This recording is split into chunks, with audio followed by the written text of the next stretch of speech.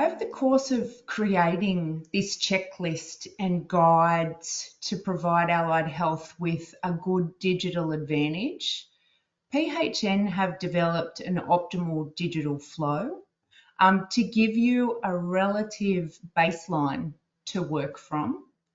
And Peter, I'm going to call you back in if you don't mind. I'd love you to walk through some of these steps that we've got up on the screen here. Yep, no problem. Jen, I might get you to go back actually one more slide if you wouldn't mind. Excellent. Alrighty. So what we've done is we've looked to develop an optimal digital workflow for allied health referrals.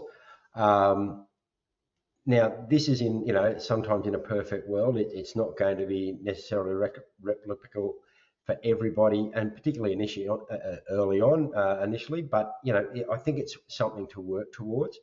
What we've done is looked at it from two aspects. The first one here on this slide, we've broken it down. You'll see it when you get this. It's a full-page document, but we broke it down into two. So the first part is a referral that's coming through from another health professional, whether that be another allied health professional, a specialist, a GP. We do mention in here, obviously, that the patient would attend that appointment with them.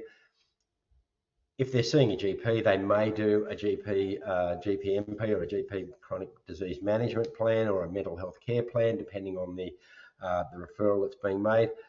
I will make the note that I think most people are probably aware that there was some changes that were going to come through on the 1st of November to things like team care arrangements and GPMPs. They've now been pushed back to July next year, so we don't know any more detail on that. So we're sort of proceeding on the basis that TCAs and GPMPs will stay in place at least until July next year. But as that changes, we may need to look at this workflow, obviously. So the referrer makes that referral. We would hope that referral is sent securely using something like secure messaging or an e-referral solution. It's received then into the receiver's clinical solution, into your clinical information system. It's reviewed by the allied health professional, and then the advice, back to the referrer, whether if it's a GP taking part in a team care arrangement, a TCA, that advice goes back securely. Any patient data communications, we would be very much encouraging you to look at something that is secure. As I mentioned, there's a number of secure messaging providers out there and a few e-referral solutions. I'm going to state straight up, email is not a secure method of transferring patient data, but we can cover that in more detail down the track. The allied health clinician then would contact the patient. That might be by phone or email, and then they would schedule an appointment. Now that might be done through an app or something like that. Jen, can I get you to jump onto the next slide if you wouldn't mind? So again, this is where the self-referral comes into it. So again, the patient self-refers to the allied health professional. They're contacted by the allied health professional. They might provide an online booking appointment through an app or something like that. The patient then schedules their appointment. Communication goes out to remind them about that, and this is where the two journeys meet, obviously. And then, digital calendar, so it might be to put it into their calendar, so they might go to Outlook or whatever, Google Calendar, whatever they're using. A reminder then goes out prior to that to communicate, remind the patient, because obviously we're trying to minimise those no-shows and things like that and make sure patients attend. And then we've got that initial attendance by the patient, where you might look at their My Health record, obtain that personal information. Again, they might have had a hospital journey, so there might be a discharge summary in there, or you might need to look at what their current medicine regime are, because patients, again, most of that prescription and dispense information is there in most patients' My Health record. And then you've got your next step. So it might be reschedule a future appointment. You might share case conferencing via a telehealth, a secure telehealth platform. You might provide some information back to the referrer, give them a mid-care report or a end of the care episode report. So there's all sorts of things that might come into it. And then depending on your access to the My Health record, if you've got conformance software, you might upload something like an event summary. So it's closing off that care episode, and then putting that information back into the My Health record for other health professionals to be able to access that information. And again, it may also involve communication back to the referrer via a secure method, to give them, again, that detail about the end of care, the end of the care episode. So there's a lot of steps in there. I acknowledge that, and some of them you may be doing. There's a few that may be new to you. There's a few that may be difficult to get your head around initially, but we're more than happy, again, I think, as Kate mentioned, that we'll support you through that journey. There's a lot of information out there that you can access and get information on, things like secure messaging, or the different apps that are available and things like that, and the My Health record access and all that sort of stuff as well. So that's pretty much that patient journey, and I've covered a lot there very quickly. When you get the access to this information, just take your time, work through it, and that will give you a version that's editable, so you'll be able to actually put in where you're up to, where you need to go to, and some information on that as well. That might be it for me on that. Where's our next slide? And I don't know who I'm handing back to now. Kate. It's me. Thanks, Peter. Just briefly, I want to just iterate that we have a support pack that will be in the LMS specifically about your journey and creating your journey.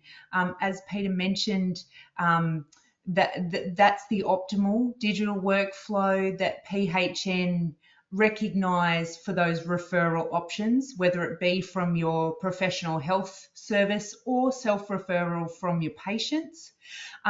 What the activity will do in the startup with you is baseline who you currently are now and give you the opportunity to reflect on that optimal digital workflow so that you can think about what improvements might suit your business, what you're capable of achieving now to step forward to that optimal workflow over a progressive amount of time. So I'll just quickly show you some of the templates that will be in that pack. And if you have any feedback on them, please feel free to shoot a hand up or jump off mute or pop something in the chat. I just want to show you what we're creating to help you through this journey. So it will give you some advice about why journey maps or workflows are beneficial to help you with your improvements. It will give you some advice on the activity itself and step you through how you can review the workflow Pete has just walked you through in more detail, and then create your own current state, and then compare your current state to future state. What this will do is give you a good baseline to step you through to creating your own tailored digital action plan that suits your practice. We will provide you a wealth of support material in phase 2. You might find that out of that wealth of material, your outcomes from this activity, as well as other considerations for business improvement, may only need a subset of the activities that we provide. So it's really giving you a good, healthy guide on how you can make digital improvements that make sense. In our pack, we will provide you the workflow and links to be able to digest this information that is the optimal flow through that we have there. And then, as Pete mentioned, we'll also give you editable templates that help you unpack your practice activities. This one's a example that we've popped through that align to each of those steps.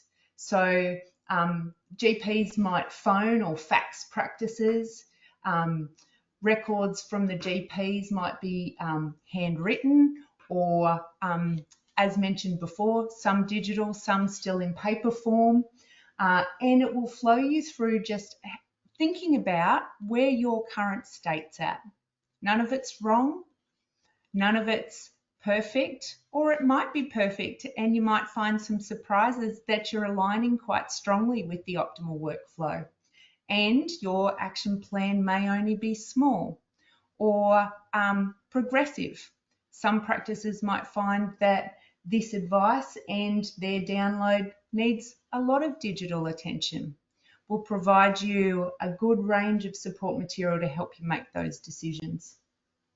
After you've completed this component of the activity, we're suggesting that you then write yourself an improvements list. And this will also be an editable template that we will provide you in the LMS.